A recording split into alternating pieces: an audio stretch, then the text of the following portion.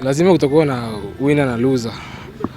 Decisions za ref zilikuwa bado challenging, though ni both sides. Lazima tu accept the result. Unapata lesman anasema hivi, referee anasema hivi. Kwa hivyo kama ofisi inaweza angalia maneno ya mareferee sana, watupea mareferee at least wamehitimu. Before tulikuwa sawa, maana management ilikuwa tu sawa, training referees ilikuwa sawa, grading ilikuwa sawa. But kwa sasa hatuna uhakika kabisa na development yetu ya mpira. Although tumedecide tuendelee sababu players wasinge wakatoka wakaenda kufanya vitu vingi sio kwa kawaida.